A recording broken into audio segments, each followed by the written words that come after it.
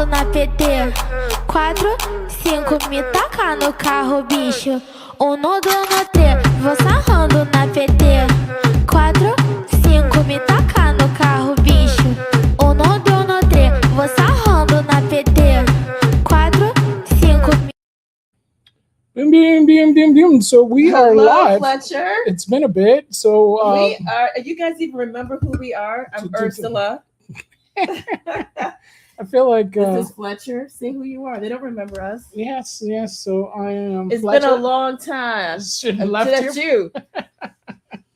We Yeah. thought we'd do a summer edition. Summer edition, is that what we're calling It's it? a heat wave all across the world. Heat wave all across the world. Every single place is under hot fire. The lava. The floor is lava. The walls are lava. The walls lava. Everything's the lava. air is lava. But Fletcher, on a serious note, what I really wanted to talk about, and I think we should just get into this, is our complete distress at knowing that the Netherlands has recently killed by euthanasia a child under 12. So for the first time, a child in the Netherlands under the age of 12 has become assisted in death under their euthanasia law. And it happened last month, the end of last month. And the child was reportedly severely ill. The child's exact age wasn't disclosed, I don't believe, nor the exact nature of the illness, only that the child, was being permitted to die with dignity, that there was no other option. And we learned a little bit about the procedure is that the doctor decides, and apparently together with the parents, although the way that's worded makes me think the doctor gets to decide. And it says sometimes also the child is consulted. So this is literally without even consent necessarily of a child, which of course a child under 12 honestly can't even consent to something normally like, entering a contract. But, here, they wouldn't even be able to really thoughtfully consent to end their lives, but they're not permitted anyway. It sounds like it's also only an option if they want to discuss it with the child. The doctor then, I believe, has to be able to demonstrate to authorities that euthanasia is appropriate. Of course, that's already a, oxymoron.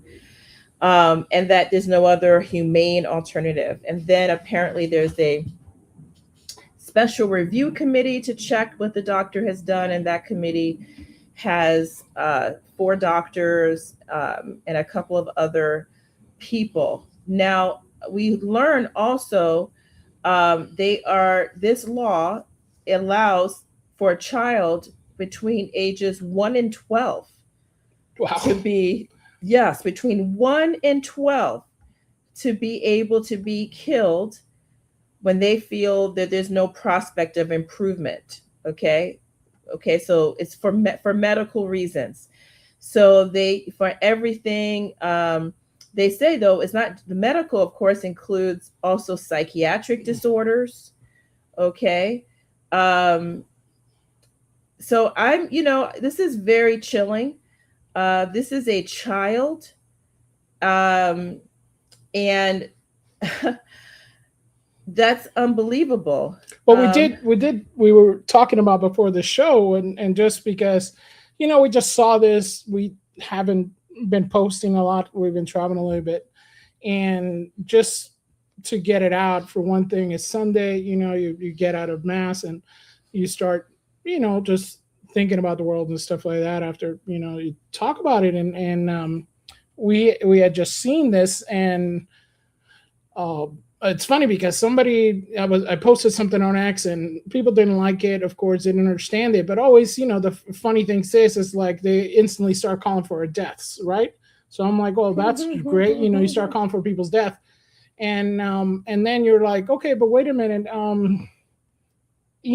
That's a slippery slope, right? Because when people are saying, well, of abortion and all this kind of stuff, you're saying that it just opens up a slippery slope. And then, you had the euthanasia of adults. right? And people are like, oh, no, it's just because people in extreme pain. And then you have this where it's like, this is a child that has to, a child, right? First it was like, well, it's not viable, right? This is a kid can't take care of his own. As if this kid's 12, and you're like saying it's okay for him to to do go out like this. I mean, oh, we do have David Glenn. What? Howdy. Hey, what's up, Sir Glenn? Sir David Glenn. Sir David Rex Glenn now. I know King David. King David. Yes. Hey, what's up, David? It's been a long time. Yes, it's been a long time. We're not going to do the pun again. But okay, yes. All right. Thank you for being with us. I mean, I think what, Fletcher, to talk about what you're saying with the slippery slope. I do think so, because we had said, those who are opposed to these kinds of deadly interventions by the government, and by those who are beholden to the government, like medical doctors who usually work in, many who work in state hospitals or subsidized, and who are like authority figures who don't always really have your best interests at heart. Sometimes they have conflicting reasons of their own, and sometimes they're not good people. There was that woman in England. She was a nurse. You can look her up. Horrifying woman. She was killing newborns who were in trouble. Yeah. These were newborns who had, not always were they, sickly. Sometimes they were, sometimes I think they weren't, but I think she liked the sickly ones because then she could cover her completely psychotic, homicidal tendency to kill babies. And people had suspected her at the hospital, but they never caught her until I think they kind of set her up a little bit. And you could look her up. She killed like a bunch. They charged her with over a dozen, I think. But they do believe it was more. She had this sick fascination. Well, you're putting someone, just because they have a medical degree, and to be able to decide someone's fate.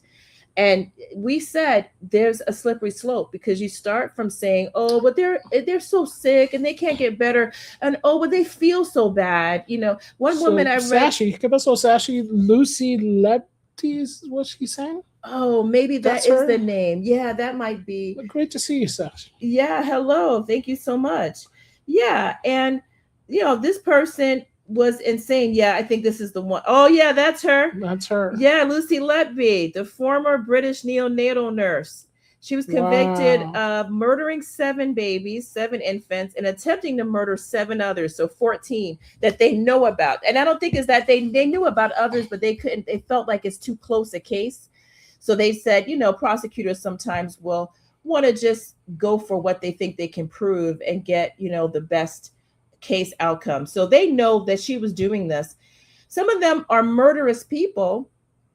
And you're saying, oh, yeah, let her make a decision about whether or not your kid should die because, oh, they're not going to make it. Sometimes they have antisocial tendencies. And we did say it is a slippery slope, Fletcher, because it started off like only for people who are terminally ill.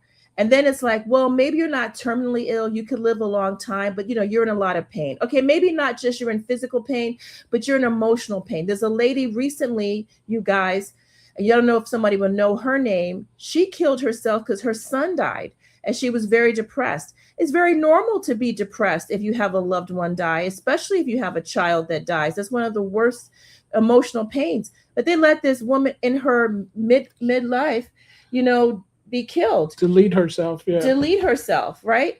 And now it goes further and further. Now it's okay if you're, embarrassed, you feel bad. But now children who honestly at the time of their lives, we don't know what medical improvements might happen next year. We don't know what vaccines, what kind of thing might help whatever situation they're under. We don't know that. Medical science, and now we have AI, is progressing very rapidly. If there's better funding, we'd probably have it go faster. But you're going to take the life of a child under 12? And what bothers me about it, Fletcher, aside from the fact that I think it's immoral, I know it's immoral. Thou shalt not kill. Children are not animals that you put down. This is not like, your pet spider, okay, your dog, oh, they're a pain. This is a human being made in the image and likeness of God. Who are you to decide their life no longer has meaning? And you know what's going to happen? If you say, oh, well, they're in pain. Well, why don't you try to come up with better pain medication to manage the pain? No one's going to spend time and money learning how to. We would never have morphine if the Right. option was, well, just kill them. They're in a lot of pain. Will we have any of these wonderful pain meds that exist out there? We have oxytocin and morphine, I mentioned. Who knows all the names of these things? People who have been in surgeries, you're probably very grateful for them. Or just heck, Tylenol, right? Aspirin. Well, what's giving you the incentive to come up with anything, or Right. to fix whatever disease this child had, which they're not saying? Who's going to spend time fixing it if the first, before even 6 months have passed, you're going to just kill the kid anyway? I mean, thank God for St. Jude, hospitals who are like the leading, children research hospitals, but it's the leading children research hospital, meaning they are researching things that, we don't know. I mean, we don't, it's such a vast, the human body is so vast and crazy. We're coming up with new stuff all the time. So what incentive for the research would it provide? They're just, you're just going to take out kids. I mean, what kind of world are we living in? Think about that for a minute. That's so shocking, because so if you're okay, we're not going to say all parents are awesome, right? Right. Some parents may not be that awesome. Guess what? Now you have a child who's sick that maybe you don't want anyway, right? That's a reality. It's not the majority. Thanks be to God. Most people love their kids. They may not be perfect parents, but they do love and want their kids. But we know there's some that do not, right? We know there's some who batter their children, abuse them, leave them in a hot car on purpose, leave them places, don't care about them. So now you're going to put them in a position where those parents won't be prosecuted. At least in the other cases, if you beat your kid up to death, or you abandon them or neglect them, if you get caught, you are going to jail, right? If you get caught. Now, they don't have to get caught. They can make it out in the open. The kid I didn't want the kid anyway. Now they have an illness that I can say, oh, causes them too much suffering. Oh, doctor, causes them too much suffering. And maybe you hand the doctor a $10 bill too, and he signs off and be like, yeah, you're right. This won't get better. And it causes them a lot of suffering. And yeah, in their lives. Now your bills are not paid. And how do you discuss that with the child? How do you explain to a child, we're going to end your life here because we feel it's not worth it for you to continue? But it's almost like, because you're right away you start thinking like, oh, they're starting to do this because of the whole let the child choose, because now a child, they can't get a tattoo, but now they can choose their gender and all this kind of wackiness. But you're basically saying that the do no harm, the motto of the doctors that swore an oath, you are saying that's over. That's completely over. Yeah. Fletcher, what a great point. That is over. Come on, preach. So how can you trust? How can you trust a doctor now? How can you trust any doctor? Should anyone trust any doctor now? And you know what? We already knew these suckers were not to be trusted. Hard language Sunday. These giant turkeys could not be trusted during COVID. I think a lot of people the virus of unknown origin. During the unknown coof origin, a lot of people, and I'm sure I'm not alone in this, started to feel you can't trust doctors. Okay? You can't trust doctors because they are not telling you the truth. They don't seem to care about the whole person, and they seem deceptive. And a lot of people started to see that. Now you're going to have a further step where they can actually order your kid's death. They can say, because it said, from what I've read, Fletcher, in the article, and I looked at a few of them on this, what happened, but again, it was like June 24th or so when this poor child rest in peace. And Sashi has a point in this. In Canada, they already promote euthanasia if you seek treatment and complain about the wait time. Are you serious? So, yeah, and I did hear about that. If you complain about the wait time? Yeah, so just kill yourself? Yeah, it's like you delete yourself. Delete yourself. We're still on YouTube. So, But yeah, so as you're like, if it takes too long to actually get to see a doctor for an ailment, they're like, well, have you just thought of just, that is ending this? But so like we said, then okay, so for whatever reason, people think when we say things is a slippery slope, that's just talking They're nonsense. just talking nonsense. Yeah. But you guys are just exaggerating. It obviously is one, because you go from, oh, this person's in horrible pain, horrible disfigurement, horrible whatever, to, oh, the wait time is too long. The wait time is too long. You know what? Did you ever consider just ending it all? Yeah, and like David Glenn says, Doc, I stubbed my toe. Have you thought about euthanasia? But you're like thinking, it's just you're not.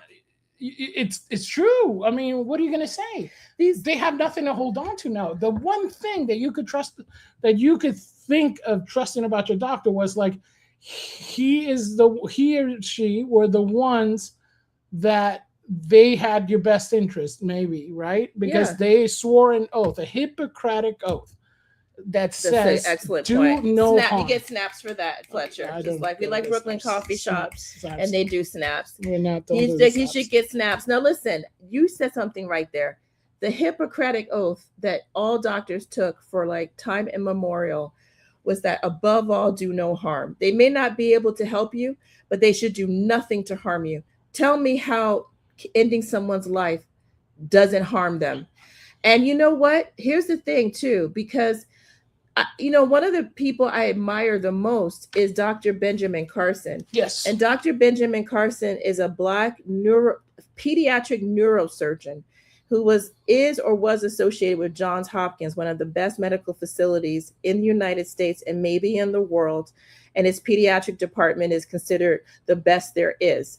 And he was the first doctor to successfully separate conjoined twins. They used to be called Siamese twins. Now they don't call them that.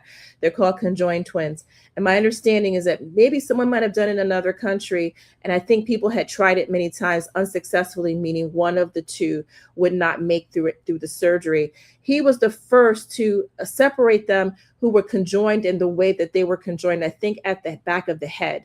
Okay. And if you were not him, you might think, okay, well, you know what? They're going to have a terrible life, right? They can't grow up. It's incurable.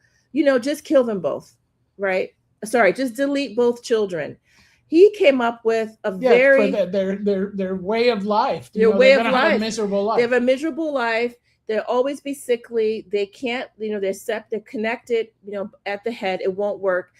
Or you can have someone actually think about a solution. Now, when those children were born, you might say, well, just delete them right away, because there's no cure for being a conjoined situation. And to that date, no one had been able to separate these children, right? But give it a year and a half. I don't know. I think they might have been 2 or 3 years old. I'm not exactly sure when he did it. So it took, in other words, like I was saying, Fletcher, and to our listening audience, and I thank you for bearing with me here. I'm trying to get my thoughts out. It seems to me you don't know at the time, especially a child presents some kind of issue, that you may not be able to fix that issue. And those 2 children, they left the surgery and they were perfectly fine. All right. So that's another reason not to take their lives, prematurely, and instead invest in how much you can make them be at peace from the pain. Now, under Catholic social teaching, you are allowed to give whatever pain medicine there is. And even if the pain medicine could result in death, as long as your intention is not to kill someone. If you're giving morphine, like, if you give too much morphine, or over time, it could, it can lower, one's longevity, right? But it's okay morally, because you're not saying I'm giving you enough morphine to kill you. You're saying, no, I'm trying to control the pain. I'm giving you as much as needed so that you're not miserable. That's permissible, but it's not permissible to just put a human being down like they're a dog or a cat. Or an iguana. It just dehumanizes. And I think now that people were saying that the field of medicine had become so corporatized, and you're starting to see it more and more. I do think that it's also being affected by being in filled now with people that are not non-believers. You have a lot of people from different countries that don't have a Catholic Christian upbringing, right? And you know, like we were talking about India the other day. There's a lot of immigrants from India. You know, God bless them. A lot of them don't share our Christian values. They actually do think that the caste system is fair, and some of that caste system feels that people are less than animals.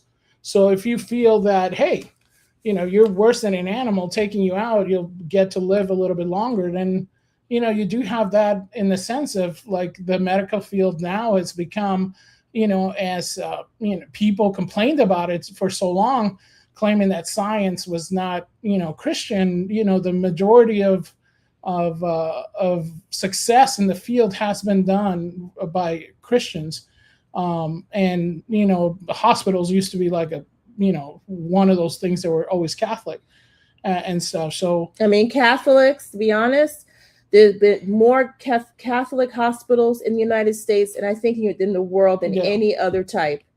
And I think because we do value so much the cooperation of man with God and healing. And I do think that, you know, I love, by the way, King Davis, it should be called the hypocritic, like hypocrisy, the Hippocratic Oath. Yeah, I think Hippocratic Oath is exactly what we're going to start calling it. It does feel like that. Not the Hippocratic Oath, but the Hippocratic Oath, because it is hypocritical, these people. And it's like, yeah, exactly. And he says, I've been railing against doctors since the opiate epidemic happened. Oh, yeah, it goes way back. And like Sashi, I think Sashi had to take off, but, you know, having to travel with papers. Yeah, they kind of set up during, you know, the unknown origin period, 2020 and so forth. This kind of Gestapo. They love the power, right? Yeah. Now we decide where you go. We decide how far away, and who we're gonna give, you know, resources to or not. And remember, you didn't take a jab, so now you are not worthy of medicine. Yeah, you don't get to have that kidney transplant. Late night talk show hosts. Not only that, like, you know, you shouldn't be alive. They were not only that, they were turning people away who had needed, like, say, a life-saving organ that they were on the list for. Oh, but you didn't do what we said, so no, you don't get to do it, even though you're still a good candidate, right? So the thing is, they also decided, like, oh no, you don't get to be with your grandma as she's dying. You know, you don't get to be with your, you know, you have the coof, you know, you have to give birth with this mask on your face, even though you're saying I have a hard time breathing. If you say no, then they actually, in some cases, brought in CPS to say, I mean, this is the kind of medical tyranny. It's dehumanization. Yeah, they're nasty. That just kept going on. And I think what we're trying to get at is that this is a combination. The combination is this: the Netherlands doing this and allowing this to happen gives a foothold because it's such a small country, but considered, you know, advanced in the EU standards or whatever, as far as living conditions. If for them to do that, imagine countries with poor living conditions. Imagine, you know, countries that are suffering war-torn or anything like that. This is a very, very dangerous precedent. I think that's exactly, to take the words out of our mouths. I think this is a dangerous precedent. If you would take a child has so much potential, they have so much, that they're very resilient. Okay. No one's more resilient than a child, right? They can bounce back from a lot of things. They just need support. Right? They need love. They need care and concern. They need people to be there for them. And they need people to actually be trying to work on whatever issues are affecting children, like what kinds of illnesses they suffer. They're not like adults. They are able to, in some cases, completely reverse course. Like childhood cancer is one of the easiest. It's a terrible situation. Some children do not make it. That's true. That's true. But there's a lot of like, for example, leukemia, which is deadly in a lot of adults, is not in children if you get good care and early. Yeah. They're very resilient. And they say childhood leukemia, you can overcome it and have a normal life later. And a lot of things are like that. And every day, if we actually put time and attention and effort into it, Fletcher, we're coming up with new cures, advancements. Yes. There's no reason to take a child under 12 and end their lives, to delete them, no matter how much pain they're in, because you can there's morphine on the planet, right? There's enough morphine that you can help them every day. And if that does shorten their life, then it is what it is. But you're not deliberately trying to in one go delete them, right? You try to sit there with them and help them and comfort them, make their lives have meaning, because it does. No, I agree. And, thank you guys for hanging out with us. And we wanted to share this. It's something that we believe sets a very, very dangerous precedent all around the world, especially, like we were saying, the Netherlands is considered one of the highest standard of living countries. And if the highest standard of living countries are doing things like this, then what could possibly... We need to stop looking to these so-called best countries, refined countries that are godless and lack basic moral judgment. Yeah, I mean, it's terrible. But, as Sir Glenn says, the Netherlands is like the size of New Jersey. Yeah. And for them to do something like that, they won't even... I mean, they'll take you out in New Jersey if you try to do this to a kid. So, it's terrible. We think it sets a really bad precedent. When things like this happen that are, just world shattering, we think. I know that, the World Cup just ended. There's all kinds of, there's still wars going on and people are like distracted by all this. I think Ursula, catching this today made it feel like, you know what, I think we have to talk about this, because this is what we think it's a world-shattering change of, morals in the world. So just throwing that out. And so everyone, really, every time you have a chance, don't ever agree to this stuff. Always fight against this stuff. Always think about how it could go this way. Don't just take the worst case scenarios where they make you feel like, oh, it's such a compassionate thing to do. Think about where it leads. It's true that these things can lead somewhere else, even though they present it to you like it's a really wonderful thing.